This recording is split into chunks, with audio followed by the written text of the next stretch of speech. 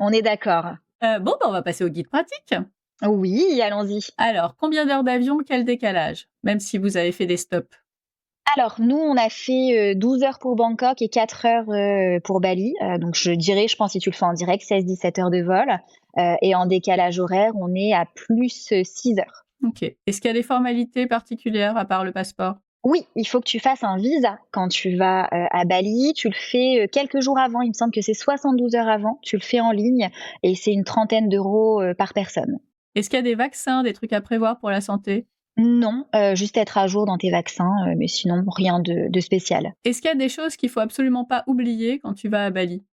Enfin, en Indonésie, pas que à Bali d'ailleurs. Je dirais l'anti-moustique, rivière, tout ça, il te faut de l'anti-moustique. Après, en vrai, les meilleurs anti-moustiques, nous, on les a achetés, dans les supermarchés en Asie, parce que c'est plus efficace contre leurs moustiques. Tout ce que tu achètes une blinde ici en pharmacie, donc ça a jamais marché. C'est ça. Donc en fait, tu peux l'acheter là-bas. Non, clairement, en soi, à part ça, rien, tu peux acheter sur place, tu as besoin de rien de spécial. Et même le kawaii, vaut mieux acheter sur place. Bah oui, du coup, ou alors, vraiment en avoir un très, très bien, mais du coup la marque Kawaii, nous, ça a pas marché. Non, c'est ça.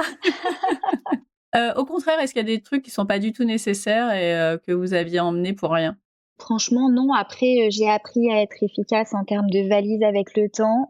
Si, je dirais juste, d'ailleurs, dans la question d'avant, qu'est-ce qu'il faut pas oublier, si tu fais les volcans, il fait froid, comme tu y es tôt le matin, tard la nuit, bref. Prendre une petite doudoune fine, un petit bonnet, c'est quand même pas mal. Même si tu t'en sers qu'une fois pendant le séjour, mais il fait 10-12 avec le vent, il peut faire vite très très froid. Ouais, ça gâche. Voilà, mais du coup cette année, et c'est pour ça que j'y pense, c'est que cette année on les avait, on s'est encombré avec, et comme on n'a pas fait le volcan, on s'en est pas du tout servi. Mais bon, tu aurais été contente de les avoir. Oh oui, c'est clair. L'activité qu'il faut faire absolument avec les enfants, enfin vos ados plutôt. Le snorkeling avec les tortues sur les îles Gili. Est-ce qu'il y a eu des loupés? Des loupés, non, je dirais pas ça, parce que tu sais, nous on va toujours découvrir les endroits avec ce regard neuf et cette envie de découvrir. Donc il y a des endroits qui nous ont moins plu, comme je te l'ai dit, Yogyakarta par exemple, des hôtels ou des guest houses qu'on a un peu moins aimés. Il faut savoir qu'à Bali c'est très très humide, donc tu peux vraiment avoir ce souci d'humidité dans les chambres d'hôtel avec une odeur hyper forte. Et ça, pour le coup, Tu le c'est sais pas pas. Booking ou les avis Google qui vont te le dire. Donc voilà, parfois des petites déceptions sur j'aurais peut-être pas dû prendre cet hôtel-là, ou peut-être l'itinéraire, et encore en fait non. Du coup, en vrai, non, ça va. Globalement, tout était hyper positif. Côté sécurité avec cette mafia là, Nous, on s'est senti hyper safe. On voyage en famille, on organise à l'avance. Après, c'est vrai que j'avais peur justement, après avoir lu le côté de la mafia, d'être un peu oppressée ou autre dans certains endroits, qu'on nous force un peu la main sur des achats ou autres. Et en vrai, je l'ai pas du tout ressenti. Franchement, j'aurais pas lu que c'était la mafia, je l'aurais pas forcément deviné sur place. Donc nous en famille, hyper safe. Après, j'ai pu rencontrer des femmes qui voyageaient seules en Indonésie et où pour le coup, elles se sentaient pas toujours en sécurité en étant une femme toute seule, avec des gens un peu insistants. Mais pourquoi t'es toute seule? Il est où ton mari? Mais tu peux pas voyager toute seule. Tu veux que je vienne avec toi? Tu veux que je t'emmène? Donc, en tant que famille, je pense que non, aucun souci. OK. Votre hébergement préféré? Je te l'ai dit, il y Bah avait oui, hein. Flower Fire Yoga Garden à Bali, à Gili. On y est retourné une deuxième fois. Il y a pas meilleure preuve. Non, voilà, c'est clair. Donc il y a celui-là, et d'ailleurs, c'est connu pour le yoga, mais nous on n'a pas fait de yoga là-bas, donc comme quoi il y a pas besoin de faire du yoga pour apprécier. Après j'en ai un autre aussi, celui de Lombok, le Tiu Oasis Lombok, qui est un tout petit hôtel pareil avec, je crois 3 bungalows et une maison avec une petite piscine, et vraiment la déco, très indonésienne, tu sais, le côté très épuré, nature, et le bungalow, un peu comme au Flower Fire à Guilière, avec la mezzanine pour les enfants, le lit double en haut, en bas. Ouais, on a bien aimé ce petit hôtel aussi. Les spécialités culinaires à manger absolument? Je dirais quand même que tu vas pas en Indonésie pour manger. C'est pas ce qui te motive à choisir cette destination. En tout cas, il faut le savoir. C'est pas la Thaïlande, le Vietnam, où tu manges incroyablement bien. Donc, il y a rien qui va forcément sortir du lot. Tu manges beaucoup de mie goreng et de nasi goreng. C'est le riz frit, les pâtes frites, les nouilles frites avec des légumes, du poulet, etc.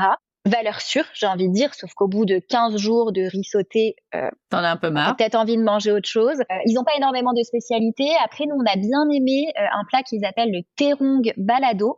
C'est des aubergines qui sont frites dans une petite sauce épicée, qui servent avec du riz.